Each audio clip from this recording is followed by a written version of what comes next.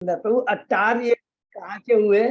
ये हैदराबाद के अट्टार। हैदराबाद के। अच्छा, हरी बोल। बहुत सुंदर विग्रह का दर्शन किया प्रभु ने, सभी भक्तों ने कीर्तन में भाग लिया, सभी को बहुत धन्यवाद। अभी हम लोग मंगलाचरण करते हैं। ओम अज्ञानतिमिरान्धस्य ज्ञानाञ्जनशलाकया चक्षुरुन्मीलितं येन तस्मै श्री गुरुवे नमः।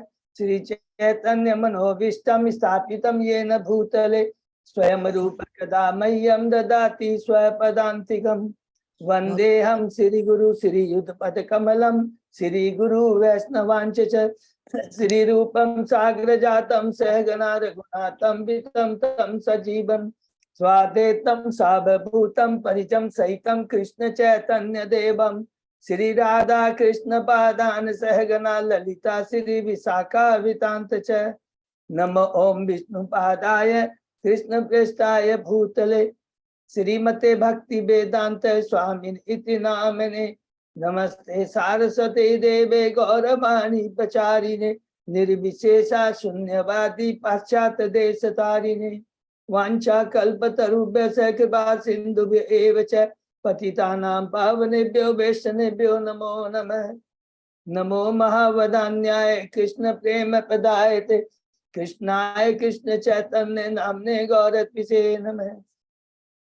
हे कृष्ण करुणा सिंधु दीन बंधु जगतपते गोपेश गोपिका कांत राधा कांत नमस्तुते। तप्त कांचन गौरांगी राधे बिंदावनेश्वरी वृषभानुसुते देवी प्रणमामि हरिप्रिये। नीलांचल निवासाय नित्याय परमात्मने बलभद्र सुभद्रायां जगन्नाथाय ते नमः। जय श्री कृष्ण चैतन्य प्रभु नित्यानंद श्री अद्वैत गदाधर श्रीवासादि गौर भक्तबिंद। मुखम करोति वाचालम पंगुलंघ्येयं यत्कृपातमहं वन्दे श्री गुरुं दीनतारिणं। परमानंद माधवम श्री चैतन्य ईश्वरम। हरे कृष्ण कृष्ण कृष्ण हरे हरे हरे राम राम राम हरे हरे। शिष्य मंगलाचरण की जय। शिला प्रभुपाद की जय। हरे कृष्णा। आज के इस भागवतम चर्चा में सभी भक्तों का हार्दिक स्वागत है। सभी भक्तों के चरणों में मेरा सादर दंडवत प्रणाम है। राधा गोविंद राधा माधव परम वैष्णव गुरु आचार्य साधु परम भागवतों की असीम कृपा है हम सब भक्तों के ऊपर। हम सब लोग मिल करके भगवत चर्चा कर पा रहे हैं।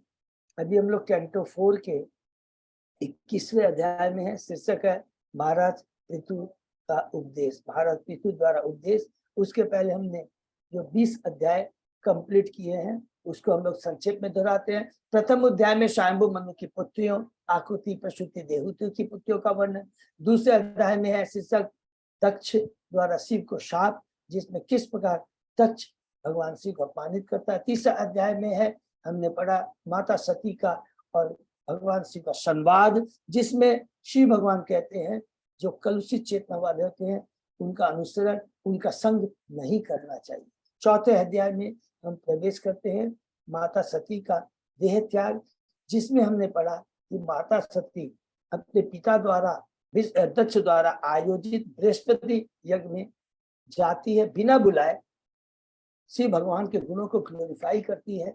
और तुम जैसे है दक्ष पिता कल्पित चेतना वालों की मति कैसी होती है वो बताते हैं, और किस प्रकार वो अपनी योग शक्ति से अग्नि को प्रज्वलित करके उसमें अपना शरीर त्याग देती है। 5वें अध्याय में शिव द्वारा दक्ष के यज्ञ का विध्वंस जो कि वीरभद्र द्वारा किया जाता है, और उसी के अंदर में किस प्रकार वीरभद्र दक्ष के धड़ को काट देता है और यज्ञ में ही आहुति में डाल देता है।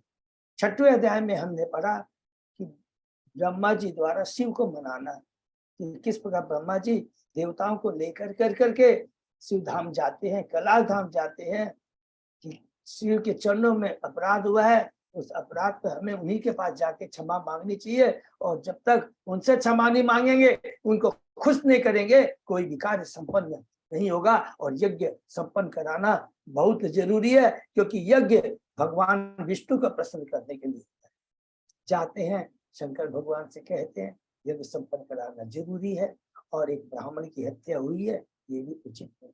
7वें अध्याय में प्रवेश करते हैं। तक्ष के यज्ञ का संपन्न होना, कि किस प्रकार शिव जी ब्रह्मा जी के आदेश को प्राप्त कर करके पुनः यज्ञशाला में जाते हैं। दक्ष को बकरे का धड़ प्रदान करते हैं, यज्ञ संपन्न होता है और उसके अंदर में स्वयं विष्णु आकर कर करके दक्ष को कहते हैं कि शिव और ब्रह्मा मुझसे अभिन्न है, मैं ही एकमात्र शक्तिमान हूं और बाकी सब प्रजा है, सब स्त्री है। 8वें अध्याय में प्रवेश करते हैं। शीर्षक है ध्रुव महाराज का गृह त्याग और वन गमन, जिसके अंदर में यहाँ से शुरू होता है स्वयंभू मनु के पुत्रों की वंशावली के बारे में। और उसी में हमने संक्षेप में पढ़ा कि किस प्रकार मूषा अधर्म अपनी मूषा सिस्टर से ब्याह करता और किस प्रकार अधर्मी संतानें उससे उत्पन्न होती है, और ध्रुव महाराज किस प्रकार अपनी माता सुनीति गुरु नारद की कृपा से मधुबन में जाकर के यमुना नदी के तट पे ओम नमो भगवते वासुदेव जब मंत्र का जप कर करके भगवान को प्रसन्न करता है। 9वें अध्याय में प्रवेश करते हैं। शीर्षक है ध्रुव महाराज का पुनः अपने महल में वापस जाना। उसमें भगवान विष्णु आते हैं, ध्रुव महाराज से प्रसन्न होकर के उसे वरदान देते हैं। और ध्रुव महाराज कहता है कि मैंने तो आपसे कांच के टुकड़े मांगे थे और आपने तो मुझे अमूल्य रत्न हीरे दे दिए हैं। एक ही बहुत इंपॉर्टेंट पूरी डिस्कस करेंगे, एक ही चीज कहते हैं क्या, मुझे शुद्ध भक्तों की कृपा संग मिलती है। शुद्ध भक्तों की कृपा करते रहने से भगवान में अनवरत भक्ति रहती है, जैसे गंगा में तरंगे आती रहती है। हरि बोल, कि आप भगवान शुद्ध भक्त अपने महल वापस जाते हैं, बहुत सब लोग प्रसन्न हो जाते हैं। और उसके बाद में हमने पढ़ा कि जैसे ही ध्रुव महाराज राजयात करने के युक्त हो जाते हैं, हरि बोल हरे कृष्ण, उत्तानपाद घर छोड़कर महल को छोड़ कर करके वो भी जंगल चले जाते हैं। 10वें अध्याय में हम प्रवेश करते हैं। शीर्षक है ध्रुव महाराज का यक्षों के संग में युद्ध। उसमें हमने देखा जब ध्रुव महाराज राज सिंहासन पर बैठते हैं, उनका विवाह होता है। हीला भ्रमी 2 पत्नियां हैं, 4 संतान, 3 पुत्र, जिसमें उत्कल सबसे बड़ा है और 1 पुत्री है। और उसके बाद में जब यक्ष उनके भाई चचेरे भाई उत्तम को मारते हैं तो किस प्रकार उनसे युद्ध करता है। 11वें अध्याय में प्रवेश करते हैं।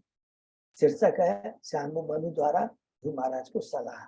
बहुत सुंदर है कि जब स्वयंभू मनु देखते हैं ध्रुव एक राजा का कर्तव्य बनाने से च्युत हो जा रहा है, क्योंकि अब वो जो यक्षों को मार रहा है एक राजा का एक समदृष्टि रखते हुए, एक जो उद्दंड है उसको दंड दे वो न कर करके क्रोध के बस में आकर करके वो मार रहा है। तो यही बात स्वयंभू मनु कहते हैं, नहीं, एक राजा का ये कर्तव्य नहीं। अब तुम 1-2 यक्षों ने तुम्हारे भाई को मारा, तुम सारे यक्ष की पूरी योनि को मार दे रहे हो, ये गलत है बहुत कुछ। और ये कार्य कब होता है, जब हमारी मति मारी जाती है, हम काम क्रोध लोभ मद मस में के चक्कर में आ जाते, वो हमको बस में कर देता है। बहुत सुंदर कहते हैं। और इसको रोकना है क्रोध की अग्नि को, तो एक ही रामबाण दवा है, भगवान के नाम का श्रवण कीर्तन बकरी को। तुरंत ध्रुव महाराज युद्ध बंद कर देते हैं। हम लोग 12वें अध्याय में प्रवेश करते हैं। ध्रुव महाराज का भगवान के धाम जाना, जिसमें हमने बहुत सुंदर पढ़ा कि कुबेर जी आते हैं, ध्रुव महाराज से खुश होकर कहते मुझे वर मांगो। और यहाँ भी ध्रुव महाराज बहुत सुंदर वर मांगता है, भगवान की चरणों में अखंड श्रद्धा एवं स्मृति बनी है। ये है कि भगवान से में क्या मांगना चाहिए, ये हमें आचार्यों से गुरु से सीखना चाहिए।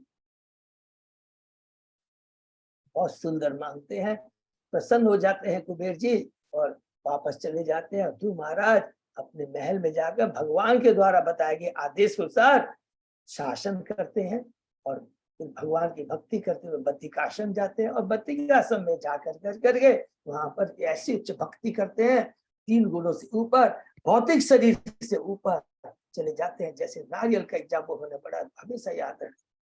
और विष्णु दूत आकर के उन्हें भगवान के धाम ले जाते हैं। और सबसे इम्पोर्टेंट है जिससे शिक्षा प्राप्त करते हैं, गुरु को कभी नहीं भूलना चाहिए, गुरु की कृपा को हमेशा याद रखना चाहिए। सुनीति माता को याद कर। दूसरा, सदैव भक्तों की कृपा की याचना करनी चाहिए। बद्रिकाश्रम के ऋषियों से बोलते हैं कि मुझे कृपा करे कि वहां पर भी जाकर कुंड में जाकर मैं भगवान की भक्ति करता रहूं। हरि बोल। 13वें अध्याय में प्रवेश करते हैं। ध्रुव महाराज के वंशजों का वर्णन। इसमें हमने पढ़ा कि जब ध्रुव महाराज बैकुंठ लोक चले जाते हैं, उसके बाद में उत्कल तो राजा बनाने का प्रयत्न किया जाता है, मना कर देता है। फिर वत्सल राजा बनता है और उनकी वंशज में महान एक राजा होते हैं, उनका नाम है अंग, और उसका पुत्र है बड़ा ही दुष्ट कठोर प्रवृत्ति का वैन। वैन के कारण है हमने पढ़ा था, क्योंकि अंग की जो पत्नी है सुनीता मृत्यु की पुत्री थी। अंग महाराज किस प्रकार अपने पुत्र के कुकर्मों से, उसकी निर्दयता को, नास्तिकता को देख करके घर छोड़ के चले जाते हैं, ये कहते हुए कि बहुत ही मैं धन्यवाद देता हूँ, क्योंकि बहन के चलते मेरे में पुत्र पत्नी के प्रति जो आसक्ति है वो खत्म हो गई। बहुत सुंदर बात कहते हैं, बहुत ये सूक्ष्म तत्व ज्ञान है। 14वें अध्याय में प्रवेश करते हैं। शीर्षक है राजा बैन की कथा, कि किस प्रकार बैन राजगद्दी पर बैठता है, सारे धार्मिक स्थानों को बंद कर देता है, प्रजा दुखी हो जाती है, ऋषि अपनी हुंकार से उसे मार देते हैं, और अंत में उसके 100 से जांघों को मंथन कर करके एक निषाद उत्पन्न होता है। वो निषाद जाति आज भी है, जो कि केवल पाप कर्म में निवृत्त रहती है। 15वें अध्याय में प्रवेश करते हैं। राजा पृथु की उत्पत्ति और अभिषेक। हरि बोल। ये हमने पढ़ा, जब ऋषियों ने बैन के वृत्त शरीर के बाहों का मंथन किया तो कपल प्रकट होता है, जिसका नाम है पृथु एवं अर्ची। अर्ची उनकी पत्नी है। और उस समय आते ही, उनके प्रकट होते ही कैसे पूरे ब्रह्मांड के स्वर्ग लोक से, गंधर्व लोक से, उच्च लोक से लोग आकर के उनका ग्लोरिफिकेशन करते हैं और रोक देते हैं तुरंत। पृथु महाराज ये बहुत बड़ी शिक्षा देने के लिए कि जब तक हमें ये मालूम नहीं हो कि वो ग्लोरिफिकेशन के सम्मान के लायक है, ग्लोरिफिकेशन केवल 2 जन का होना चाहिए। सब नोट कर लेंगे, याद है, भगवान और भगवान के भक्तों का जयंती केवल भगवान और भगवान के भक्तों की बनानी चाहिए। और अगर किसी और की अब जयंती बनाते हैं, बहुत इंपॉर्टेंट चीज है, हमारी चेतना का प्योरिफिकेशन तो नहीं होगा, कलुषित चेतना बन जाएगी। बहुत इंपॉर्टेंट चीज है, हमेशा याद। इसलिए भक्तों का मनाना चाहिए बर्थडे, भक्तों की एनिवर्सरी बनानी चाहिए, भक्तों का, ये सारी चीजें। तुरंत हम पहुंचते हैं 16वें अध्याय में। शीर्षक है बंदी जनों द्वारा पृथु महाराज की प्रशंसा। इसमें हमने पढ़ा कि बंदी जन बोलते हैं आप भगवान के सकता ये सवतार है। कैसे मालूम पड़ा? शास्त्रों से, गुरु से मालूम पड़ा। कौन गुरु? ब्रह्मा जी से मालूम पड़ा, क्योंकि ब्रह्मा जी आपकी हाथ की देखा देखी है, आपके चरणों में कमल पुष्प के चिन्ह है। तो महाराज खुश हो जाता है, यस, आपने सही सोर्स से ये चीज ज्ञान प्राप्त किया, सही ज्ञान प्राप्त करके उसी हिसाब से ग्लोरिफिकेशन किया, ये उचित है। खुश हो जाते हैं। और जो कि उसमें हमने पढ़ा बहुत सुंदर कि बंदी जन क्या क्या उनके लिए, पृथु महाराज के लिए बोलते हैं कि पृथ्वी का दोहन करेगा, पृथ्वी को समतल करेगा, अश्वमेघ यज्ञ करेगा, 100 अश्वमेघ यज्ञ करेगा, और चतुष्कुमारों से ज्ञान प्राप्त करके जनता को 3 तापों से मुक्त करेगा। हरि बोल। 17वें अध्याय में प्रवेश करते हैं। महाराज पृथ्वी पर कुपित होना, कि किस प्रकार जब पृथ्वी अन्न देना बंद कर देती है, नागरिक दुखी हो जाते हैं। ध्रुव महाराज पृथ्वी को दंड देना चाहते हैं, वो गाय का रूप धारण करती है। और वो जो संवाद है पृथ्वी का और पृथ्वी का, उसको याद रखेंगे, एकदम भूलना नहीं है। लेकिन पहली चीज वो क्या बोलती है? मैं स्त्री हूँ, क्योंकि मैं गाय, इसका हत्या नहीं करे, एक ये शिक्षा देती। दूसरा, जब पृथ्वी कहती है कि अगर आप मुझे मार देंगे तो फिर आप जनता की जो आवश्यकता है, धन, अन्न, फल फूल की कैसे करेंगे? तब पृथु महाराज का जवाब, मैं भगवान हूँ, भगवान का सकता है ये सब, मैं अपनी योग शक्ति से मैं अपनी प्रजा का पालन कर दूंगा, क्योंकि सारी मेरी संतान है। अरे तुम तो एक शक्ति हो, देवी हो, क्योंकि देवताओं को भगवान अलग अलग एक दायित्व देते हैं। अगर देवता उसको नहीं दिखाते हैं तो भगवान भी उनको दंड देते हैं। हमने देखा, इंद्र को देखा, ब्रह्मा जी को ब्रह्मलोन में देखा, गोवर्धन लीला में देखा। इंद्र बहुत सुंदर शिक्षा है। पृथ्वी सरेंडर हो जाती है। 18वें अध्याय में प्रवेश करते हैं। पृथ्वी महाराज द्वारा पृथ्वी का दोहन।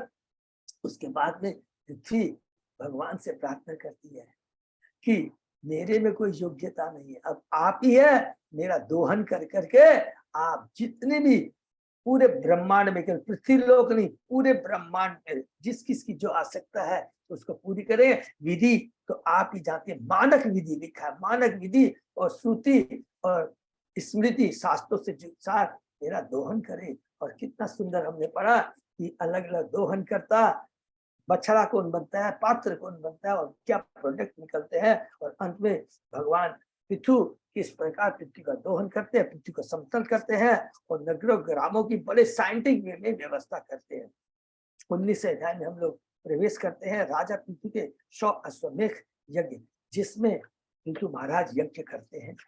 इंद्र बाधा देता है, ईर्ष्या की भावना से मति भ्रमित हो जाती है।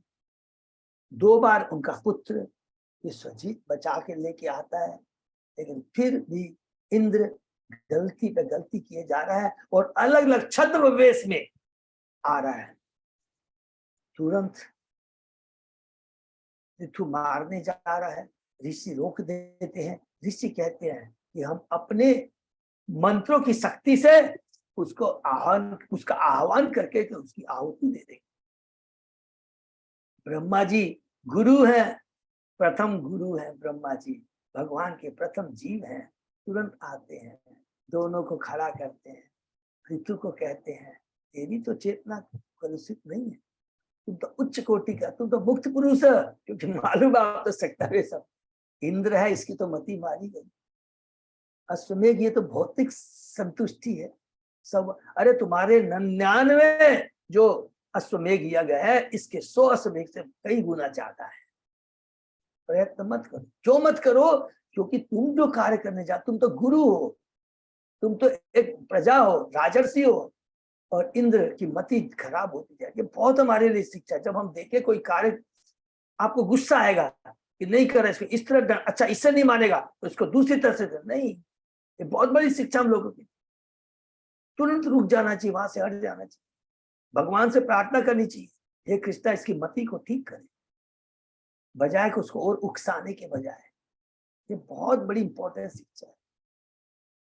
तुरंत पृथु महाराज यज्ञ बंद कर देते हैं। हरि बोल। 20वें अध्याय में प्रवेश करते हैं।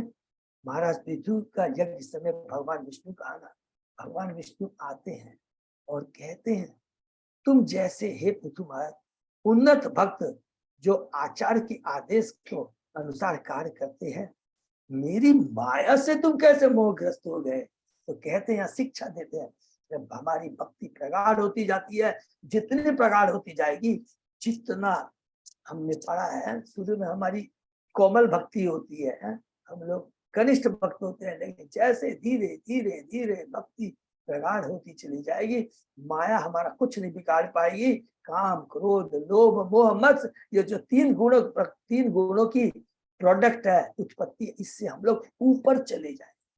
तो तुमसे ये आशा नहीं की जाती है, तुम ऐसा काम मत करो। और कहते हैं कि तुम्हारा तो एक राजा का एकमात्र कार्य, इसको नोट करने के बाद सुरक्षा प्रदान करना है। और सुरक्षा किसको कहते हैं? जीवों को भौतिक आवश्यकताएं तो देना है, ये तो ठीक है, लेकिन भौतिक आवश्यकताएं दे करके वर्णाश्रम धर्म का पालन कर करके, वर्णाश्रम धर्म का पालन करने का परम उद्देश्य क्या है? उन्हें भगवान से जोड़ना, कृष्ण भावना बनाना, ये तुम्हारा कार्य। तो महाराज भगवान को ग्लोरीफाई करना शुरू करते हैं, कहते हैं कि हे प्रभु आप तो सारे वर देने वाले, आपसे कुछ भी वर मांग लो आप देने वाले, लेकिन आपकी कृपा से मैं समझ गया हूं, मुझे कोई भौतिक वर नहीं चाहिए, वो तो नरक में भी मिलता है भौतिक सुख। फिर दूसरी बात कहते हैं, मुझे तादम में भी नहीं होना आप में, क्योंकि उसमें कोई आनंद नहीं है, आपके चरण कमलों का अमृत रस नहीं। तो मुझे क्या चाहिए? शुद्ध भक्त मुझे 10 लाख कान दीजिए, जिससे मैं शुद्ध भक्तों के मुखार बिंग से आपके नाम गुण लीलाओं का श्रवण कीर्तन हरि बोल। भगवान प्रसन्न हो जाते हैं और कहते हैं कि हे पृथु महाराज, 2 चीज का याद रखना, जो मेरे आदेश है उसका पालन बहुत सही से करना, सावधानी से करना। क्यों सावधानी करना? माया बहुत प्रबल है। अभी अभी तुमने देखा है, तुम भी भ्रमित हो गए, इंद्र भी भ्रमित हो गया और ध्रुव महाराज भी भ्रमित होते, याद है ना? क्रोध बहुत सुंदर। तो उसका आदेश का स्ट्रिक्टली पालन करना, और उस आदेश का पालन हम कब कर पाएंगे? जब हम भक्तों के बीच में रहेंगे, भक्त। नंबर 2 इंपॉर्टेंट शिक्षा, अगर हम सब लोग मिल करके भगवान के आदेश का पालन करेंगे तो सबका मंगल हो जाएगा। हरि बोल। सबका मंगल हो जाएगा। और आपस में एक दूसरे में 3 गुणों के प्रभाव में आकर के ईर्ष्या करेंगे, क्रोध करेंगे, न तो हमारा कल्याण नहीं है, वो भी जन्म मृत्यु के चक्कर में, हम भी जन्म मृत्यु के चक्कर में, भगवान के आदेश का पालन नहीं होगा। ये कितनी सुंदर विधि बताते हैं इसके अंदर। 21वें अध्याय में प्रवेश करते हैं, महाराज पृथु प्रसन्न हो जाते हैं, भगवान चले जाते हैं, सारे देवता ऋषि जो अलग अलग धाम से वापस चले जाते हैं। 21वें अध्याय में प्रवेश करते हैं। शीर्षक है महाराज पृथु द्वारा उपदेश। बहुत सुंदर है। महाराज पृथु अपने महल में वापस आते हैं, महल को बहुत सजाया गया होता है, सब उनका ग्लोरिफिकेशन करते हैं। और उसके बाद में एक दिन पृथु महाराज एक यज्ञ संपन्न करते हैं, जिसमें ऋषि, ब्राह्मण, स्वर्गलोक, देवता सभी लोग आते हैं। और फिर पृथु महाराज सभा के सदस्यों को संबोधित करते हुए कहते हैं कि राजा को दंड भोगना पड़ता है क्या, अगर प्रजा को वनाश्रम धर्म के पालन के बारे में राजा नहीं बताता है और भगवान के बारे में नहीं बताता। ये बहुत इंपॉर्टेंट, पहले यही चीज करते हैं।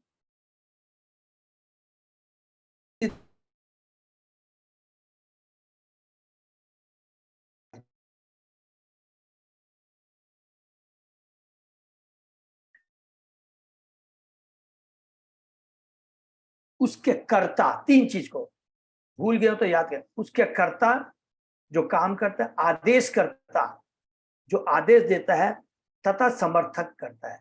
तो ये ऋषि मुनि, मैंने आपको बुलाया है क्योंकि आप लोग बुद्धिजीवी हो, आप ब्राह्मण हो, वैष्णव हो। ब्राह्मण वैष्णव का कर्तव्य क्या होता है? वैदिक आदेशों के अनुसार राजा को ये बताना कि शासन कैसे चलाया जाए। बहुत भगवान की इतनी सुंदर व्यवस्था है। आप पूरा देखेंगे, पूरे इतिहास में पढ़ लीजिए, जब भी राजर्षि होता है उसका एक सलाहकार ब्राह्मण होता है। ब्राह्मण मीन्स जो वेदों को जानता है, जो ब्रह्म को जानता है।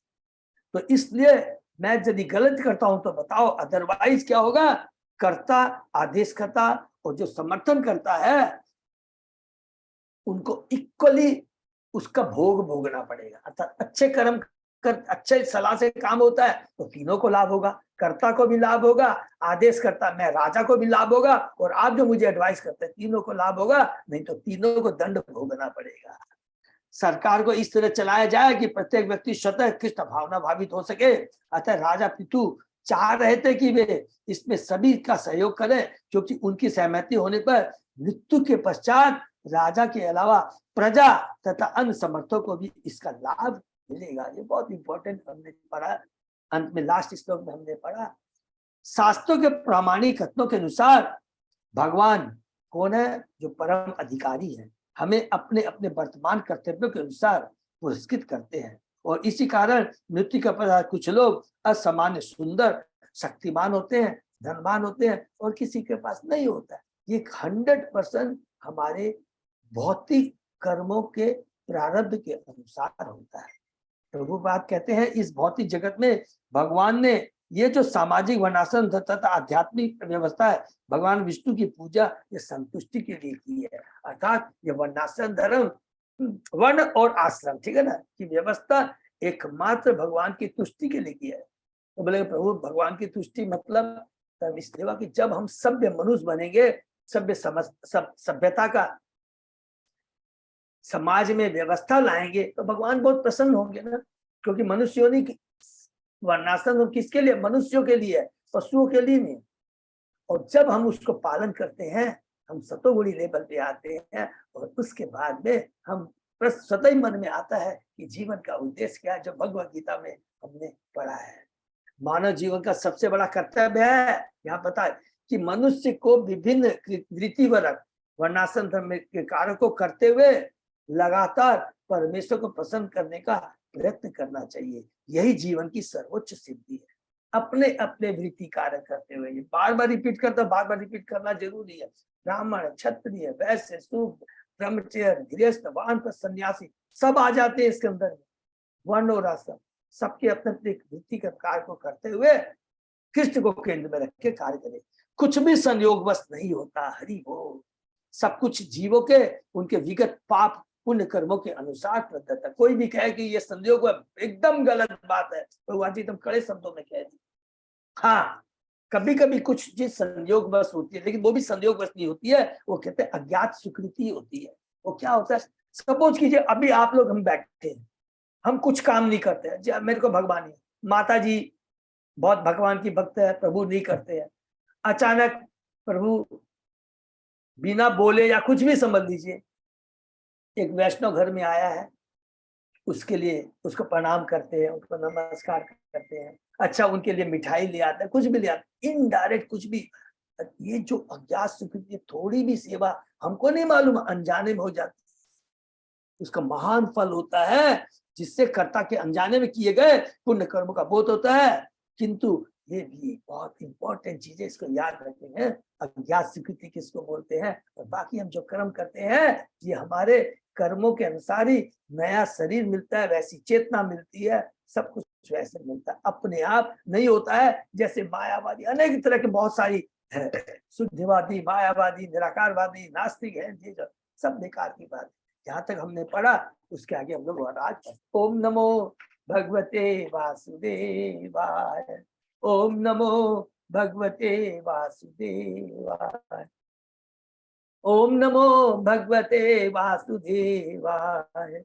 नारायण नमस्कृत्य नरं चैव नरोत्तमं देवी सरस्वती व्यासं ततो जयम् उदीरये। नष्टाय स्वभद्रेषु नित्यं भागवत सेवया भगवती उत्तम श्लोके भक्ति भवति नैष्ठिकी। कृष्णाय वासुदेवाय देवकी नंदनाय च नंद गोप कुमाराय गोविंदाय नमो।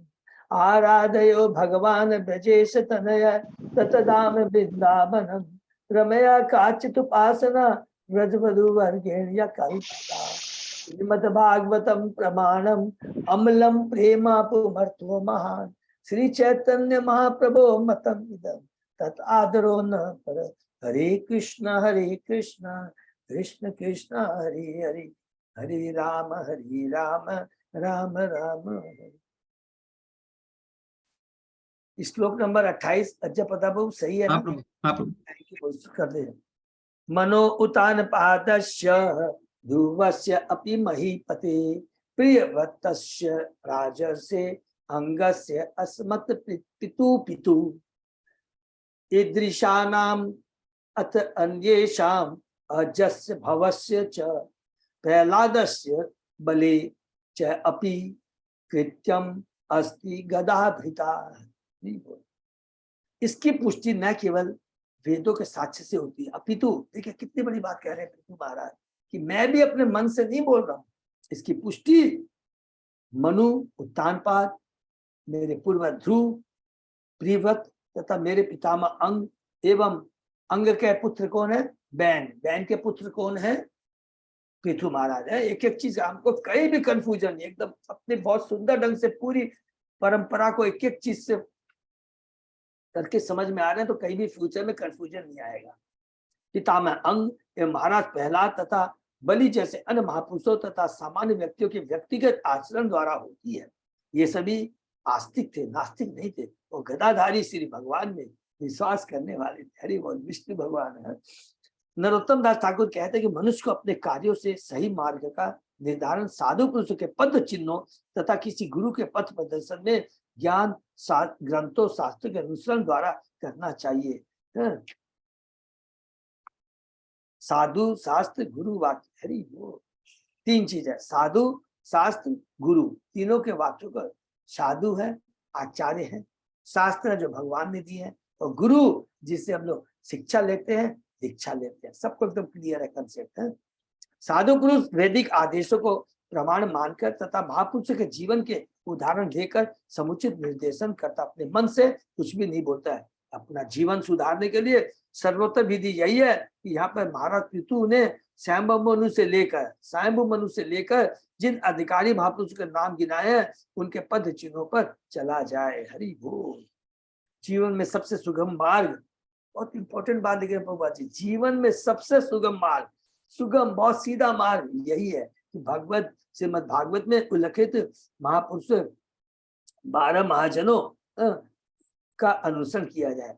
ब्रह्मा, शिव, नारद, मनु, चतुष्कुमार, प्रहलाद, बलि, यमराज, भीष्म, जनक, सुखदेव तथा कबीर, ये सब महाजन है, 12 महाजन है। कई जगह हमने पहले कैंटो में भी पढ़ा है, इसको भी हमें फिर से नोट कर लेना है।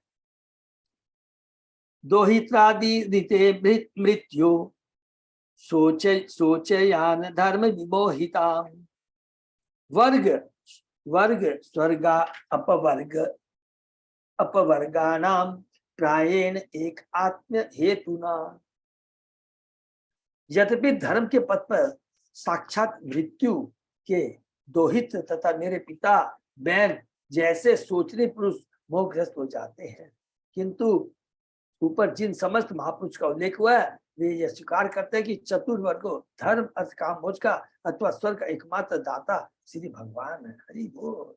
देखिए, धर्म अर्थ काम मोक्ष को हम जीव चाहते हैं, इसके भी दाता भगवान है, और इसके लिए भी भगवान ने पाने की तरीका बताया जो हम लोग बार बार रिपीट करते हैं, वेदों में दिए बताए गए हैं।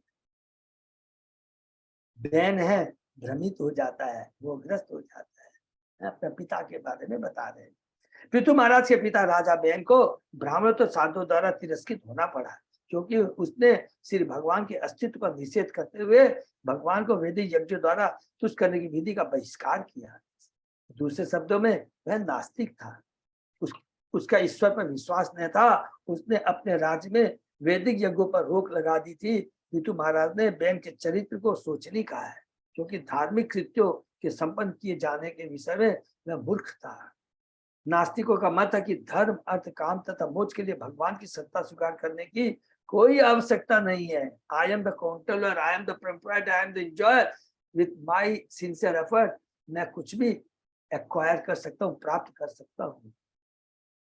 उनके अनुसार धर्म का उद्देश्य काल्पनिक ईश्वर की स्थापना है। देखिए कितना बड़ा माने प्रभुपाद जी इस तरह के लोगों का कहते हैं कि चैतन्य महाप्रभु, इनका मुख का भी दर्शन नहीं करना चाहिए। एक बार भी दर्शन हो जाए तो गंगा जी में जाके स्नान करना चाहिए, क्योंकि इसका एकमात्र उद्देश्य है।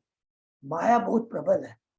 हम सोचते हैं इसमें क्या फर्क पड़ता है, अरे टीवी में है ठीक है, सुन लिया, भगवान की तो बात ही बता रहा है क्या। अरे समझने की चेष्टा कीजिए, बार बार कोई बात कहते हैं। उसके मुंह से जो आवाज निकलती है उसमें कलुषित है या दिव्य है, एक एक चीज का है। आप आवाज की तो बात छोड़ दीजिए, यदि कलुषित आदमी, नास्तिक आदमी जिस जगह पे आ जाता है, गारंटी है ये शिक्षा पढ़ने के बाद में वो वातावरण कलुषित हो जाता है। इतना बड़ा कुप्रभाव पड़ता, सोचिए। मुंह से सुनने की तो दूर की बात है। नास्तिक का मतलब कि धर्म अर्थ काम तथा मोक्ष के लिए भगवान की सत्ता स्वीकार करने की आवश्यकता नहीं है। उनके साथ धर्म का उद्देश्य काल्पनिक ईश्वर की स्थापना है, जो मनुष्य को सचरित तथा न्याय बनने के लिए प्रेरित करता है, जिससे सामाजिक व्यवस्था शांति से चलती रहती है। यही नहीं, वे यह भी कहते हैं कि इस कार्य के लिए ईश्वर मानने की आवश्यकता नहीं है, क्योंकि सचरित्रता तथा नेतृत्व के नियमों का अनुपालन पर्याप्त होगा। इसी प्रकार अच्छी अच्छी योजनाएं बनाकर यदि आर्थिक विकास के लिए श्रम किया जाए तो स्वतः आर्थिक उन्नति होगी। इसी प्रकार इंद्रिय तृप्ति ईश्वर की कृपा के अधीन नहीं है, क्योंकि जब कोई किसी भी साधन से प्रचुर धन अर्जित करता है तो उसे इंद्रिय तृप्ति के अनेक अवसर प्राप्त होंगे। Money is the most powerful factor, ये बोलना चाहते हैं। जहां तक मोक्ष का प्रश्न है, उसका कथन कि मरने के बाद सब कुछ समाप्त हो जाता है, दूसरा जन्म नहीं है। तीन चीजों को याद रख ले। देखिए कितनी बड़ी ये प्रभुपाद जी बेचारे बता रहे हैं कि कैसी मति होती है नास्तिकों की। किंतु महाराज पितु ने ऐसे नास्तिकों के प्रमाण को, जिनका अग्रणी मृत्यु का दोहित्र तथा उनका पिता बैंथ था, नहीं स्वीकार किया। सामान्य पुत्री, वो जो हमने पढ़ा था, सबको याद है ना, सुनीता, उसका नाना जो भी है, वो मृत्यु की पुत्री थी सुनीता, और सुनीता के पति थे अंग, और उनसे बैन उत्पन्न हुए थे, और उसके चलते बैन से पृथु महाराज। सामान्य पुत्री पिता के गुण अर्जित करती है और पुत्र अपनी माता के गुण पाता है। इस प्रकार मृत्यु की पुत्री सुनीता को अपने पिता के सारे गुण मिले और बैन ने माता के गुणों को उत्तराधिकार में पाया। जो मनुष्य जन्म मृत्यु के चक्र के विधि विधानों द्वारा नियंत्रित होता है, उसके विचार भौतिक ही बने रहते हैं। क्योंकि बैन ऐसा ही व्यक्ति था, अतः वह ईश्वर को नहीं मानता था। आधुनिक सभ्यता राजा बैन के ही सिद्धांतों को मानती है, किंतु यदि हम धर्म, अर्थ, काम तथा मोक्ष का विश्लेषणात्मक अध्ययन करें तो हमें सिर्फ भगवान की सत्ता को मानना पड़ेगा। ये अंडरलाइन को प्लीज एकदम नोट करें। कहते हैं इसका हम लोग डिटेल में एनालिटिकल अगर स्टडी करेंगे तो वो समझ में आएगा ये सारी व्यवस्था, ये जो भी है भगवान ने ही दी है, और उसके पीछे एक उद्देश्य क्या है कि इन चीजों को वर्णाश्रम धर्म को, धर्म अर्थात के नियम को पालन करके अल्टीमेट उद्देश्य हमारा क्या है, भगवान के धाम जाना, इस टेम्परेरी भाड़े के घर को छोड़ना, इसमें यहाँ रहना नहीं है, लिप्त नहीं रहना है।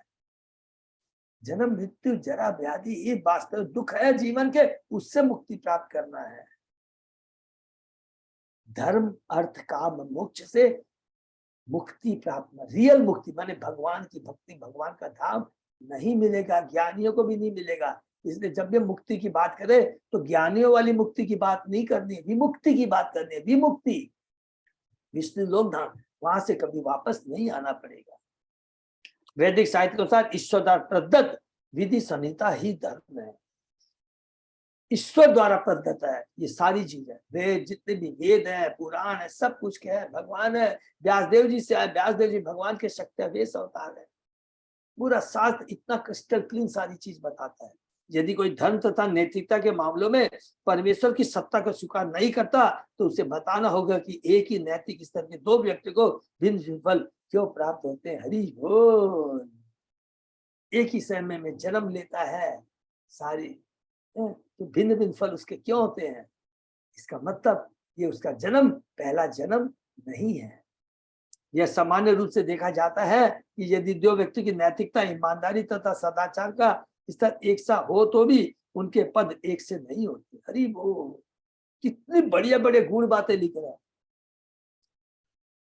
एक ही तरह का ईमानदारी है, एक ही तरह, लेकिन पद अलग अलग नहीं होती। कई कहता है यार मैंने भी पास किया, ये दो तक देखो हम दोनों ने साथ साथ पढ़ाई किया था, हमने साथ साथ बिजनेस किया था, ये तो इतना आगे निकल गया, मैं सक्सेस नहीं।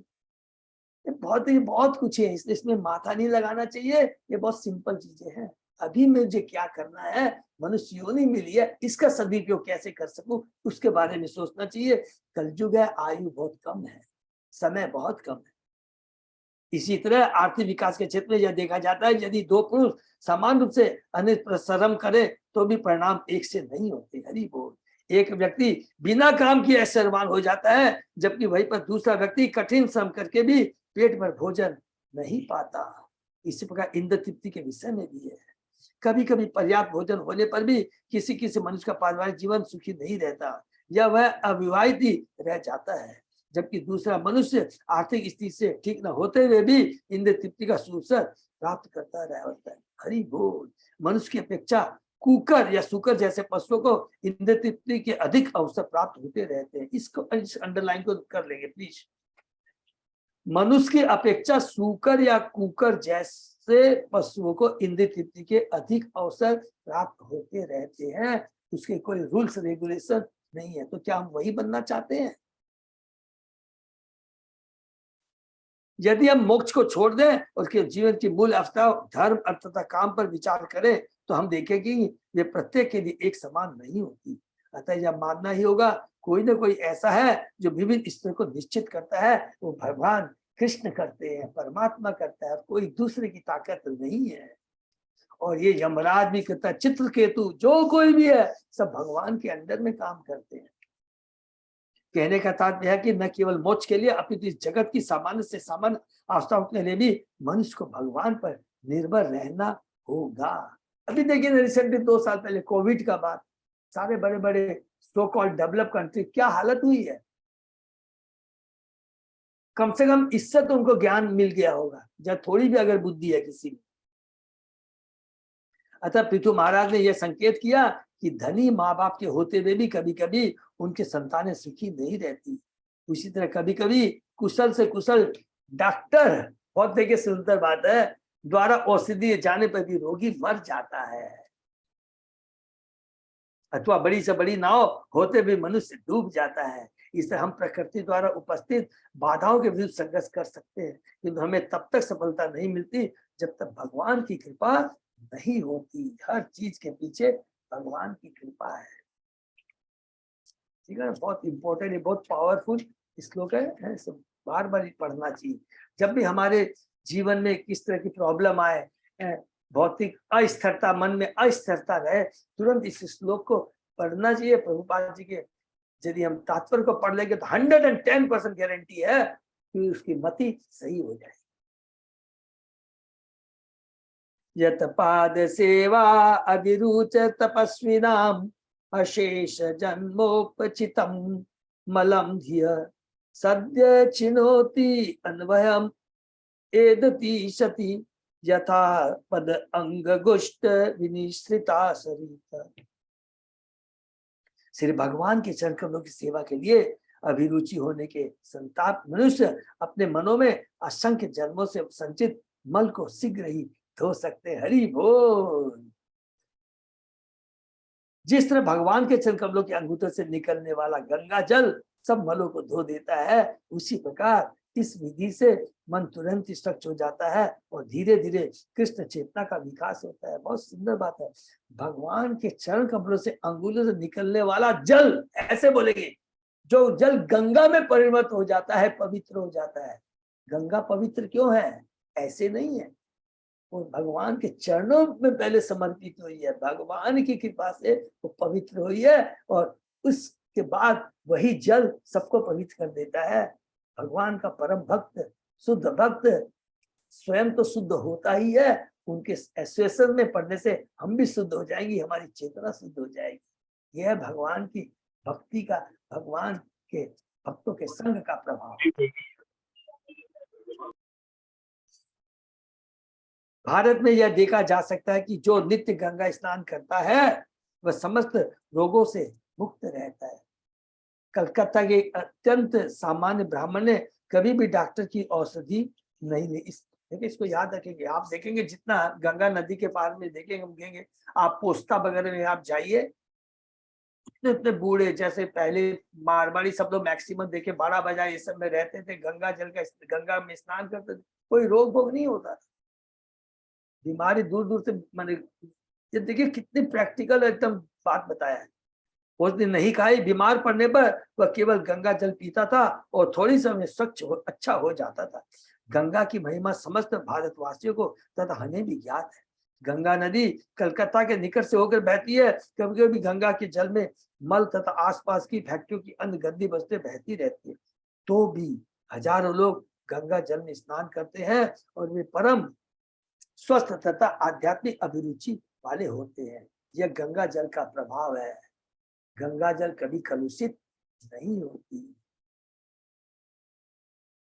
गंगा की इतनी महिमा है क्योंकि यह भगवान के चरण कमलों से निकल ली है। हरि बोल। इसी पर यदि कोई भगवान के चरण कमलों की सेवा करता है या कृष्ण भक्ति करता है तो उसके असंख्य जन्मों से वंचित सारे मल धुल जाते हैं। हमने देखा कि ऐसे अन्य लोग जिनका विगत जीवन अत्यंत कलुषित रहा है, कृष्ण भक्ति ज्ञान करने के बाद उनके सारे कलुष धुल गए और आध्यात्मिक उन्नति होने लगी। इसमें आप लोग याद रखें, देखिए प्रभुपाद जी ने एक ही वर्ड लिखा है, इसको अंडरलाइन करेंगे, सारे कलुष धुल गए और आध्यात्मिक उन्नति होने लगी। प्रभुपाद जी ये नहीं कहा उसकी भौतिक उन्नति होने लगी। भौतिक उन्नति बंधन का कारण है, और जब भगवान की भक्ति में लगता है, कई बार हमने देखा भगवान उससे धन छीन लेते हैं क्योंकि उसकी भक्ति में वो अवरोधक है। अगर वो शास्त्र को पढ़ेगा, गुरु से को पढ़े, गुरु से संपर्क में आए तो गुरु बता देंगे सारी चीज बात, तो हमारी मति ठीक हो जाएगी। नहीं तो लोग भ्रमित कर देंगे, देखा ना तेरे को बोला था ना कृष्ण भक्ति में घुसा ना, देख, और मैं देख कृष्ण भक्ति में नहीं हूँ, मेरा खाली भौतिक उन्नति हो रही है। जैसे ही तू कृष्ण भक्ति में घुसा, देख जो था वो भी चला गया। कितनी मूर्खता वाली बातें करते हैं। अच्छा फिर तो महाराज उपदेश देते हैं कि परमेश्वर के आशीर्वाद के बिना किसी प्रकार की उन्नति संभव नहीं, चाहे वह तथा ये धार्मिक आर्थिक उन्नति हो या इंद्रिय, इसको भी अंडरलाइन कर लेंगे। तो देखो जो कहते सब मूर्ख जैसी बात करते हैं, प्रारब्ध के अनुसार जो कुछ भी हमें मिलता है आप होना ही होना है। भक्तों का संग करेंगे, भगवान की भक्ति करेंगे तो गारंटी है आध्यात्मिक उन्नतियों की। नोट कर सकते हैं, गारंटी आध्यात्मिक उन्नति। लेकिन हम भौतिक प्रयास करेंगे, बहुत करेंगे, तो कोई गारंटी नहीं है कि हमारा भौतिक विकास होगा या नहीं। प्रभुपाद जी ने पिछले श्लोक में रिपीट कर करके बोल दिया है। अतः मनुष्य को भगवान, क्योंकि वो सारी चीज तो स्वतः ही मिल जाती है अपने प्रारब्ध के अनुसार, कर्मों के अनुसार। अतः मनुष्य को भगवान की सेवा या कृष्ण भक्ति करके पूर्ण मनुष्य बनना चाहिए। हमारी पूर्णता कब आती है? जब हम भगवान की भक्ति करते हैं, कृष्ण भावना भावित होते हैं, जिसकी पुष्टि भगवत गीता द्वारा होती है। क्षिप्रम भवति धर्मात्मा सस्वच्छानन्ति विगच्छति। एक उत्तरदायी राजा होने के कारण पितु महाराज संतुति करते हैं कि प्रत्येक व्यक्ति श्री भगवान की शरण में जाए और इस प्रकार तुरंत शुद्ध हो ले। श्री कृष्ण भी भगवत गीता में कहते हैं कि केवल उनकी सेवा करने से ही मनुष्य के सारे पाप दूर हो जाते हैं। और भी नोट कर लेंगे, पाप करने की प्रवृत्ति भी नष्ट हो जाती है। जिस प्रकार उनकी शरण जाने पर श्री कृष्ण किसी मनुष्य के समस्त पापों को दूर कर देता है, उसी प्रकार श्री कृष्ण का प्रतिनिधि भी हरि बोल शिष्य को दीक्षित करने के बाद उसके पाप में जीवन के समस्त कर्म फलों को हर लेता है। देखिए गुरु का दीक्षा, गुरु का कितना बड़ा दायित्व है। हरि बोल, जैसे ही वो दीक्षा देता है गुरु महाराज भी क्या बोलते हैं, अब तेरे सारे पाप को मैं ग्रहण करता हूँ। हमारा कितना बड़ा कर्तव्य हो जाता है, उसके बाद कोई भी पाप हम न करें। इस पर यदि शिष्य गुरु द्वारा बताए नियमों का पालन करता है तो वह शुद्ध रहता है और भौतिक कर्म से दूषित नहीं होता। इससे श्री चैतन्य महाप्रभु ने कहा है कि गुरु को जो सदैव कृष्ण के प्रतिनिधि का कार्य करता है, शिष्य के सारे पापों को समाप्त करना होता है। देखो कितनी बड़ी बात लिख रहे हैं। कभी कभी गुरु को अपने शिष्यों के पापों से अधिक तो स्वयं कष्ट उठाना पड़ता है, जैसे हमारे गुरु महाराज ही जो जयते पताका स्वामी गुरु महाराज कर रहे हैं। बहुत देखिए, लेकिन इसका मतलब ये भी नहीं है कि डर के मारे दीक्षा ही नहीं ले। अरे मनुष्य को सुधारना है, ये हमें द्विज बनना है, द्विज बनना है, बहुत जरूरी है। नहीं तो जन्म मृत्यु के चक्कर में से घूमते रह जाएंगे। और ये नोट कर लेंगे सब लोग, मोटे से में गारंटी, कोई सोचेगा बिना गुरु के मैं इस भौतिक जगत से पार हो जाऊं, कभी नहीं। एकदम इंपॉर्टेंट बात नोट करके रख देंगे। हाँ, इससे श्री चैतन्य बाबू ने सलाह दिया है कि अधिक शिष्य नहीं बनाने चाहे, लेकिन गुरु दरकार है। कृष्ण भगवान ने भी गुरु बनाया, चैतन्य महाप्रभु ने भी गुरु बनाया। विनिर्दुत्ता अशेष अशेष मनोमल पुमा न संघ विज्ञान विशेष वीर्यवान यत अंग्रि मूले कृतकेतन पुनः न संस्कृतिं क्लेश वहां प्रपद्यते। हरि बोल। जब तक श्री भगवान के चरणों की शरण में आ जाता है, जब भक्त श्री भगवान के चरणों की शरण में आ जाता है तो उसका सारा अज्ञान या मानसिक चिंतन धुल जाता है और उसमें वैराग्य दिखने लगता है। ज्ञान से ऊपर चला जाता है मानसिक चिंतन, जो ज्ञानी करते रहते हैं उससे सारा अज्ञान कि मैं शरीर हूँ, आई am the controller, I am the proprietor, भौतिक जगह सुख देने वाला है, सब कुछ खत्म हो जाता है, धुल जाता है। हरि बोल। मानसिक चिंतन धुल जाता है, उसमें वैराग्य दिखने लगता है। कौन सा वैराग्य? सब नोट करेंगे। वैराग्य मुक्ति पाने का भी वैराग्य, धन पाने का वैराग्य, यश पाने का वैराग्य, सब कुछ धुल जाता है। यह तभी संभव है जब भक्ति योग के अभ्यास से परिपुष्ट हो ले। हरि बोल। एक बार भगवान के चरणों की शरण ग्रहण कर लेने पर भक्त कभी भी इस संसार में लौटना नहीं चाहता, क्योंकि वह 3 प्रकार के तापों कलेशों से पूर्ण, आदि देवी, आदि भौतिक, आदि अध्यात्म। जैसा कि भगवान चैतन्य बाबू ने अपने शिक्षाष्टक में कहा है, भगवान के पवित्र नाम हरे कृष्ण महामंत्र का जप अथवा भगवान की महिमा के समर्थ मनुष्य का मन क्रमशः समस्त प्रकार के मन से स्वच्छ हो जाता है। अंतकाल में भौतिक संगति में रहने से हमारे मनों के कूड़ों का अंबार लग चुका है। हरि बोल। अनंत काल से है, अनंत काल से माने कितनी बड़े भौतिक संगति में रहने से हमारे मनों में कूड़े का अंबार लग चुका है। इसको भी प्लीज काइंडली नोट कर लेंगे। तो एकदम ये कहा, कई बार हम भक्ति बीच में जाते हैं, सब बोलते हैं प्रभु हम इसके पास जाते हैं तो मन नहीं लगता है, हम चुपचाप बैठे रहते हैं, कुछ नहीं। क्या कितनी बड़ी शिक्षा। अरे भाई ठीक है, कभी फॉर्मेलिटी का, अगर ये सब पढ़ लेंगे, प्रभुपा जी कहते हैं तुरंत उससे हट जाना चाहिए। नहीं प्रभु फॉर्मेलिटी तो निभानी पड़ती है, ठीक है। वो आप इतने तो बुद्धिमान है हम लोग, धीरे स्वतः ही हमारे में वो कैपेसिटी होनी चाहिए। तो वहां उन्हीं के पास जाके हरे कृष्ण महामंत्र का जप करना शुरू कर दिए, हरि नाम हरे कृष्णा कृष्णा बोलते हैं, तो आप देखिएगा उसका कितना बड़ा प्रभाव पड़ेगा। स्वतः ही वो हमारे पास से उठ के भाग जाएगा, आगे से बोलेगा यार उसको नहीं बुलाना है यार, वो तो खाली हरि नाम की झोली लेकर के जब जब करता रहता, कोई मजा ही नहीं आता, अपने आप भाग जाएगा या भक्त बन जाएगा। इसका पूरा पूरा प्रभाव तब देखने को मिलता है जब जीवात्मा अपने को शरीर मान बैठता है और इस तरह देहात्म बुद्धि में प्रकृति के कठोर नियम में बंध कर जन्म तथा मृत्यु के चक्र में पड़ जाता है। जब मनुष्य भक्ति योग द्वारा अपने को शक्तिशाली बना लेता है तो उसके मन का यह भ्रम दूर हो जाता है, भ्रम दूर हो जाता है और उसे इंद्र तृप्ति अथवा इस संसार के प्रति कोई रुचि नहीं रहती। ये भ्रम दूर हो जाता है कि ये भौतिक जगत में ही सब कुछ है, इसके परे कोई जीवन नहीं है। ये सो जो भी हमने पढ़ा नास्तिकवाद, ये सारा भ्रम दूर हो जाता है। भक्ति का लक्षण, भक्ति का लक्षण वैराग्य तथा ज्ञान।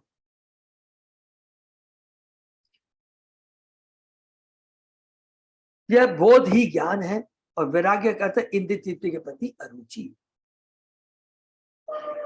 भव बंधन से विलग होने से ये दोनों मूल सिद्धांत भक्ति योग के बल पर फलीभूत हो सकते हैं। हरि बोल। इस प्रकार जब भक्त भगवान के चरण कमलों की प्रेमा भक्ति में स्थिर हो जाता है तो शरीर त्यागने के बाद वह इस संसार में पुनः नहीं आता, जिसकी पुष्टि भगवद गीता में भगवान द्वारा हुई है। त्यक्त्वा देहं पुनर्जन्म नेति मामेति सो अर्जुन। हरि बोल। इस श्लोक में आगत विज्ञान शब्द का विशेष महत्व। जब मनुष्य अपने को शरीर नहीं मानता तो वह जो आध्यात्मिक विज्ञान प्राप्त करता है वह ज्ञान है और इसी की व्याख्या भगवद गीता में ब्रह्मभूत के रूप में की गई। भौतिक संसार की बद्ध अवस्था में आध्यात्मिक ज्ञान प्राप्त नहीं हो सकता। हरि बोल। इसको भी अंडरलाइन कर लेंगे। भौतिक संसार की बद्ध अवस्था में आध्यात्मिक प्राप्त नहीं हो सकता क्योंकि मनुष्य अपनी भौतिक पहचान बनाए रखना चाहता है कि आई एम, मैं ही सब कुछ है। ज्ञान प्राप्त करने अथवा ब्रह्मभूत अवस्था प्राप्त करने पर अंततः भक्ति की प्राप्ति होती है। ब्रह्मभूत प्रसन्नात्मा न सोचती न क्रांति, जिसमें अपनी स्थिति तथा भगवान की स्थिति का पूरा पूरा ज्ञान हो जाता है। यहाँ पर यह बोध विज्ञान विशेष के रूप में व्याख्यायित हुआ है तथा भगवान का कथन है कि मेरा ज्ञान ही विज्ञान है। हरि बोल। दूसरे शब्दों में जब मनुष्य परमेश्वर के वैज्ञानिक ज्ञान से युक्त, वैज्ञानिक ज्ञान लिखा प्रभुपाद होता है तो उसका मोक्ष सुनिश्चित है। भगवद गीता ने कहा है, भगवद गीता में भक्ति के विज्ञान को प्रत्यक्षा वगमम धर्म्यम धर्म धर्म धर्म धर्मयम कहा गया है। मनुष्य भक्ति योग के द्वारा आध्यात्मिक जीवन में अपनी प्रगति को प्रत्यक्ष देख सकता है। इसको भी अंडरलाइन कर देंगे। मनुष्य भक्ति योग के द्वारा आध्यात्मिक जीवन में अपनी प्रगति को स्वयं देख सकता है। अन्य लोगों यथा कर्म योग, ज्ञान योग तथा ध्यान योग में वह अपनी उन्नति से सुनिश्चित नहीं हो पाता, किंतु भक्ति योग में उसे उसी प्रकार अपनी उन्नति का पता चल जाता है जिस पर भोजन करने वाले को पता चल जाता है कि उसकी भूख तुष्ट हुई है। हरि बोल। देखिए भक्ति योग कितना सिंपल है, साधारण है, स्वयं पता लग जाता है। हमको किसी से पूछने की दरकार नहीं है कि मेरी भक्ति, मेरी ज्ञान तो हमको सब है, देखिए इसमें कोई डाउट नहीं। हम शरीर नहीं, हम आत्मा है, हम भगवान के अंश है, भगवान से हमें अपना कोई संबंध स्थापित करना है। सब उसको ध्यान में रखते हुए हम हरि नाम का जप करें, 4 रेगुलेटरी प्रिंसिपल को फॉलो करें, तो करते करते को स्वयं में समझ में आ जाएगा हम भक्ति में कितने आगे बढ़े कि मेरी हरि नाम का जप कैसा हो रहा है। अपराधहीन हो रहा है, मेरी ये जो 4 रेगुलेटरी प्रिंसिपल को मैं प्रॉपरली फॉलो कर पा रहा हूँ, किसी से पूछने की दरकार नहीं। कई बार भक्त बोलते प्रभु चाय नहीं छूटती है।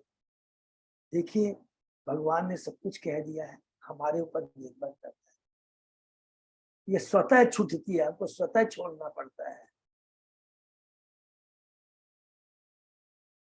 जिसका भोग तथा संसार पर अधिकार करने की देखिए भोग तथा संसार पर अधिकार करने की झूठी क्षुद्धा वासना तथा अज्ञान की प्रमुखता के कारण होती है। भक्ति योग के इन दोनों में कमी आती है और भक्ति योग से इन दोनों में कमी आती है। हरि बोल। और मनुष्य सतोगुण में स्थित हो जाता है, इसको पार कर वह शुद्ध सत्व में पहुंच जाता है और भौतिक गुणों से कलुषित नहीं होता। इस प्रकार स्थित होकर भक्त के सारे संदेह जाते रहते हैं, उसे यह पता रहता है कि वह भौतिक जगत में फिर से नहीं लौटेगा। हरे कृष्णा। यहीं पर समाप्त देते हैं।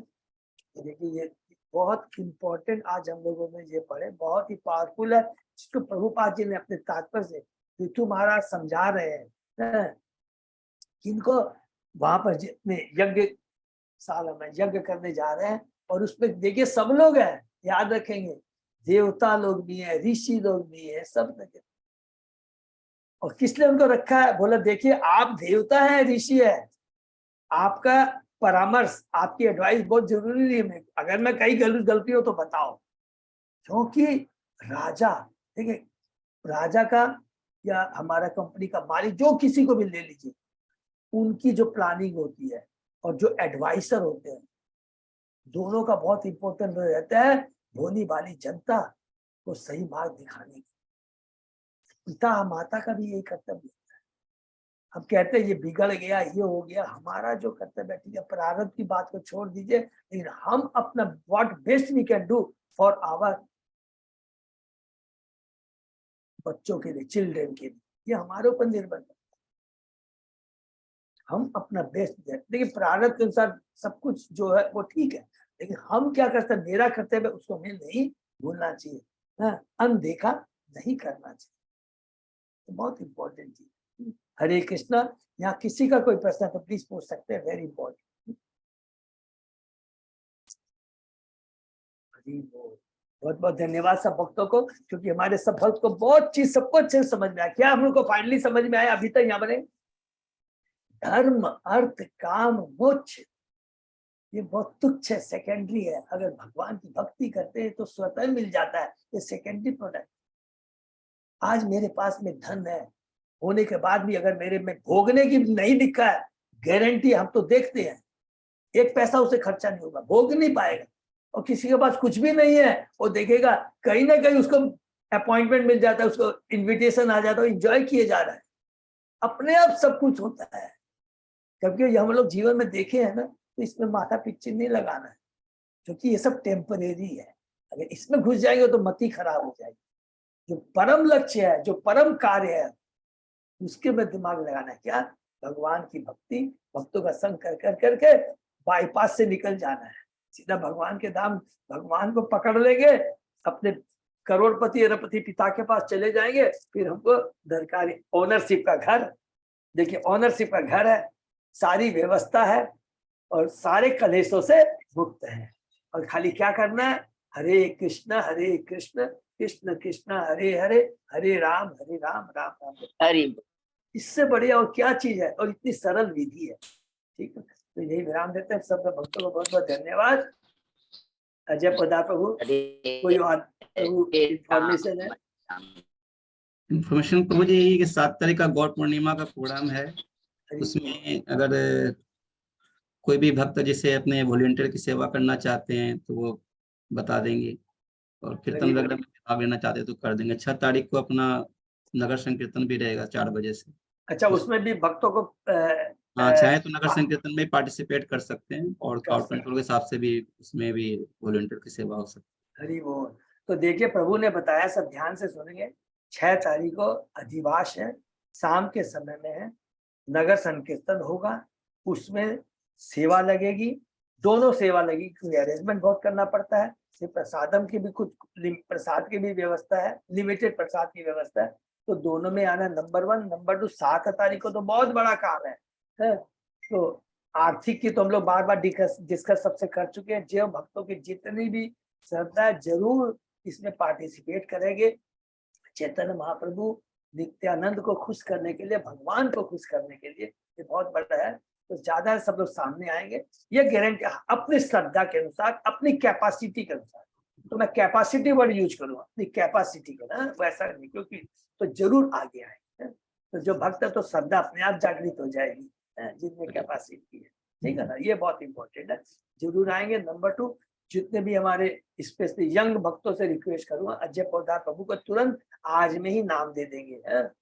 जितने भी है, रंजीत प्रभु, अजय कुमार पांडे प्रभु, अमलेंद्र प्रभु, राजेश सुदास प्रभु, मनु भौमिक प्रभु, बहुत सारे भक्त और है हमारे अजय पौधार प्रभु। इस बार प्रसाद का भी ट्रांसपोर्टेशन हम लोग को ही करना है, मतलब मंदिर से लाना है, सारा अरेंजमेंट करना है, तो वॉलंटियर्स बहुत व्यवस्था है। तो please is my humble request with folded hand कि अजय पौधार प्रभु को प्लीज देखिए। अजय प्रभु तो हम लोग जिससे बोलते हैं ना, पहले से सारी इंफॉर्मेशन मिल जाती है, बिकॉज ये हमारे फेस्टिवल कमेटी में है, मेंबर है। तो कल बहन से शेयर भी करा था, बहुत इंपॉर्टेंट बता रहे थे प्रभु, भक्तों को हम लोगों को मेहनत करनी है, थोड़ा सा सेवा के लिए आगे आना है, क्योंकि उसमें लक्ष्मी की दरकार पड़ती है, सब कुछ दरकार पड़ती है। बहुत मेरे से फ्रैंकली बता रहे थे, एकदम हृदय से बता रहे थे, उनकी बातों को मैं बहुत अच्छे से सुनता हूँ। ये सब हमारे भक्तों के से प्रार्थना है। नंबर 1। नंबर 2, जिनको आना है, हाँ, प्रभावती माता जी कुछ बोलना चाह रही। करो जी, हम बोल रहे हैं सबको 500 रुपया तो कंपलसरी कर दीजिए, और किसी को ज्यादा देना तो अलग है, कंपलसरी 500 रुपया कर दीजिए। हाँ, वो कर रहे हैं माता जी। हाँ, वो अजय पदार्थ प्रभु ने कल मेरे को 500 रुपया का कर दीजिएगा प्रभु जी। करीब वो, ठीक है माता जी। और अजय पदार्थ प्रभु ने बताया है, वैसे पता नहीं कूपन हमारे पास लेट पहुंचेगा नहीं, मेरे को मालूम, उन्होंने खुद ले लिया। 500 की 20 ठो है और एक 1000 का कूपन है। तो पिछली बार भी मैंने चेक किया था, हाँ, हमारे यहाँ से करीब 12,500 रुपया केवल 500 के ऊपर से कलेक्शन हुआ था। तो यदि हर एक को बोल दीजिए कम से कम 500 तो देना ही है, और सेवा के लिए कम से कम उससे थोड़ा ज्यादा ही देना। हाँ, जो योग्य है, जो दे सकते हैं उनको जरूर देना। खरीद दीजिए। हाँ, ठीक है ना। अब मेरी तरफ से प्रभु जी हम 21,000 रुपया दे रहे हैं। हरि बोल, हरि बोल, हरि बोल। प्रभावती माता जी की जय, हरि बोल। तो माता जी के लिए बहुत बहुत धन्यवाद देते हैं। 3 बार हरि बोल, हरि बोल, हरि बोल। Thank you. तो सबको करना है जिसकी योग्यता कैपेसिटी है, ये जरूर है। ठीक, हरे कृष्णा। और एक चीज थोड़ा सा यात्रा के लिए बात कर रहे हैं, 11-12 तारीख का बहुत इंपॉर्टेंट है, मैं भूल गया, सॉरी, 1 मिनट लूंगा। कि इस बार हम लोगों को प्रीचर बहुत नहीं मिल रहे, मेंटली प्रिपेयर्ड होके जाएंगे, घबराना नहीं है, धाम जा रहे हैं, और हम लोग खुद ही अपना प्रीचिंग करें, कोई प्रॉब्लम, लेकिन पूरे भक्तों का धाम का फायदा उठाना, इसको ज्यादा ध्यान में रखें, ये बहुत इंपॉर्टेंट। तो कल मैं सोचा, तो मैं पार्थो प्रभु से बात कर रहा था, तो उन्होंने कहा कि जरूर हम देखिए, भगवान की कृपा है तो 1-2 प्रीचर जरूर मिल जाएंगे। श्री संगीता राधा देवी माता जी ने मेरे को सजेस्ट किया कि प्रभु तुलसी प्रभु को बुला सकते हैं, कि वो तो वही रहते हैं, क्योंकि सारे ब्रह्मचारी गुरु महाराज सब निकल जा रहे हैं, कोई बात नहीं है। तो उनका आशीर्वाद लेकर के हम लोग जाएंगे। और क्या बोला था, नौका विहार का मैंने सोचा था, तो उसमें थोड़ा एडिशनल कॉस्ट आएगा, 150 रुपया पर हेड। तो पार्थो प्रभु ने कहा, और गोपी जा प्रभु से मेरी बात हुई, वो खाली जानना चाहते हैं कि 12 तारीख को सुबह किया जाए या किस टाइम में किया जाए, या नहीं किया जाए। तो 2 मिनट कोई भी भक्त बता सकते हैं, लीडर या कुछ बता सकते। तो अगर हम लोग सुबह में 11 तारीख को तो पॉसिबल इसलिए नहीं होगा, दिन में बहुत धूप हो जाती है, हम लोग 11 बजे पहुंचेंगे, दर्शन करेंगे, प्रसाद लेंगे, उसके बाद में और 2-3 एक्टिविटी है। जैसे मैं नरेश प्रभु ने मुझे बताया कि हम लोग न्यू टेम्पल, ये हमारा वैदिक टेम्पल भी वो देखना है, तो वो भी मैं अरेंजमेंट कर रहा हूँ। उसके बाद में क्या है कि एक लेक्चर हमारे को पद्मनयन प्रभु का शायद हो जाएगा, लेकिन वो होगा 6:30 बजे के बाद। फिर अजय पदा प्रभु ने मुझे याद दिलाया कि उस दिन क्या है, एलिफेंट प्रोसेशन भी है, लेकिन भक्तों को बहुत सिंसियर होना पड़ेगा। सिंसियर का मतलब है एंड वेरी टाइम मैनेजमेंट बहुत अच्छा रहना पड़ेगा। जैसे एग्जाम्पल बता रहा हूँ कि उस समय संध्या आरती भी है, हमारा एलिफेंट प्रोसेशन भी है, और सबसे बड़ी प्रायोरिटी है लेक्चर, क्योंकि लेक्चर सुनना बहुत जरूरी है। तो अगर कंफर्म करेंगे अभी, तो मैं क्या करूंगा, 7 बजे से लेकर 8 बजे तक लेक्चर रख लेंगे। 6 से लेकर 6:30 पौने 7 तक हम लोग एलिफेंट प्रोसेसन देख लेंगे। फिर ऐसा नहीं हो कि उसमें घुसे, किसी दुकान में घुस गए परचेजिंग में, तो बस सिंसियर होना एकदम कि ठीक है कि पौने 7 बजे हमें पहुंच जाना है, जिससे एक गुरु का देखिए जितना, क्योंकि पद्मनायन प्रभु साधारण नहीं है, he is the head of the education department of Mayapur education institute. तो अगर अभी सब बोलेगा तो फिर मैं ऐसे आई कैन गो हेड। एक तो हुआ 11 तारीख का, और 12 तारीख को सुबह हम लोग 7 सवा 7 बजे, चूंकि ठंड रहेगी नहीं तो दिन में धूप हो जाएगी, तो हम लोग नौका विहार कर सकते हैं। 7 बजे गए या जैसे भी आप लोग सजेस्ट करें वैसा ही मैं बोलूंगा। 8:30 पौने 9 बजे तक वापस आ गए, ब्रेकफास्ट लिया अच्छे से, उसके बाद में हम लोग चले जाएंगे राजापुर, जगन्नाथ बलदेव सुभद्रा महारानी का दर्शन करेंगे।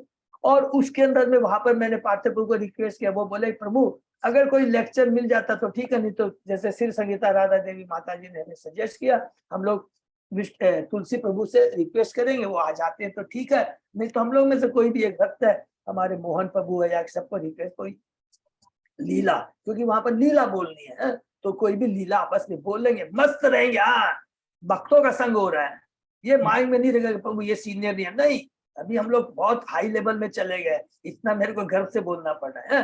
भक्ति करनी है, क्योंकि राजापुर में गए, भगवान का धाम है, वो ज्यादा इंपॉर्टेंट है।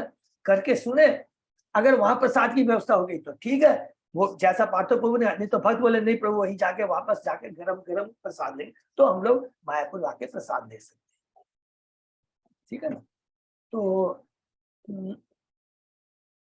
मॉर्निंग में ही सही रहेगा प्रभु।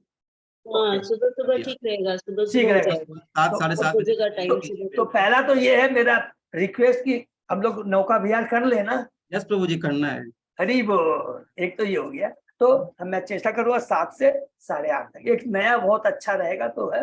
और ये करेंगे हम लोग, सब लोग करतार मृदंग करतार सब जरूर लेकर जाएंगे, वो भी मैं चेष्टा करूंगा, कीर्तनिया कोई मिल जाता तो ठीक है, नहीं तो आपस में मिलकर हम लोग कीर्तन डांस करेंगे, पूजा करेंगे, not to depend on anybody. अभी सब भक्त लोग हमारे खुद ही बहुत परम भक्त हो गए हैं, ठीक है ना। हरे प्रभु जी कृष्णा, बहुत आप बहुत तो हम लोग को क्या चिंता है, लेक्चर अरे वही मैं बोला था हम प्रभु लोगों जी की को, चिंता प्रभु जी आप यहाँ पे हमको और किसी की जरूरत ही नहीं है। नहीं प्रभु, ये देखिए आप लोगों के आशीर्वाद की बहुत दरकार है। और इस बार अभी मैं मोहन प्रभु भी जा रहे हैं, सब बहुत सारे सीनियर माता जी लोग सब जा रहे हैं, अजय प्रताप प्रभु सब जा रहे हैं, तो कोई भी रहा तो एक तो क्या है, राजापुर के ऊपर में बुक्स है, वो लीला पढ़ लेंगे, तो हमको आधा घंटा डिस्कस करना खत्म है, ठीक है ना। तो खाली पढ़ना है, पढ़ के शेयर कर देना और कुछ नहीं है। हरे कृष्णा, तो ये मेरा तो कंफर्म हो गया कि हम लोग पद्मनायन प्रभु से शाम के टाइम में एक लेक्चर जरूर सुनेंगे। उस बीच में जरूर सब लोग बच्चे भी साथ में जाएंगे, तो जरूर एलिफेंट प्रोसेसन का फायदा उठाइए। और संध्या आरती होती कोई बात नहीं, तो पद्मनायन प्रभु का कर लेंगे, क्योंकि हम लोग देखिए मंगला आरती कर रहे हैं, उसके बाद श्रृंगार आरती कर रहे हैं, दर्शन सारे हो रहे हैं, तो कोई प्रॉब्लम नहीं।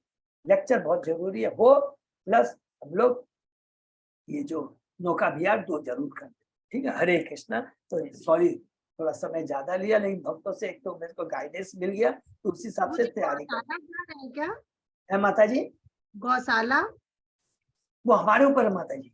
अब जैसे सुबह में है ना, बहुत जन है, देखिए जैसे मीनू माता जी ने प्रश्न किया, अब सुबह सब लोग यदि जल्दी उठ जाते हैं तो बहुत समय मिलेगा। कैसे समय मिलेगा, मंगला आरती ठीक 5:15 पे खत्म हो जाती है, तुरंत आप गौशाला चले जाइए, तुरंत गौशाला से जाके आ जाइए, आकर के सीधा बोट पे चले जाएंगे, 7 बजे बोट पर।